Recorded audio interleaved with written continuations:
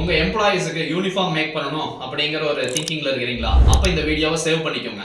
ஒரு uniform make பண்ற வெண்டாரை எப்படி சூஸ் பண்ணணும், அவங்க கிட்ட என்ன கொஸ்டின்ஸ் கேட்கணும் அப்படின்ட்டு எனக்கு தெரிஞ்ச ஒரு 3 டிப்ஸ் சொல்றேன். உங்களுக்கு இது யூஸ்ஃபுல்லா இருக்கும். First, fabric quality.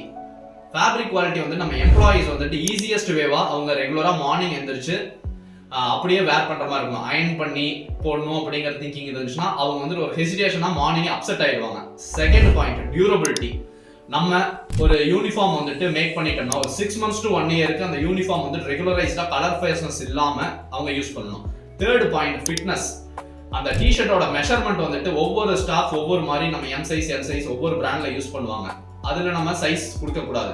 எந்த வெண்டார் கிட்ட நீங்க மேக் பண்றீங்களோ அவங்க கிட்ட இருந்து சைஸ் சார்ட் வாங்கி அவங்களோட பேட்டர்ன்ஸ்க்கு நீங்க கொடுத்தீங்கன்னா தான் உங்க அவுட்புட் நீட்டா வரும். அப்பதான் உங்க பிராண்ட் வேல்யூ வந்துட்டு பெஸ்டா வரும்.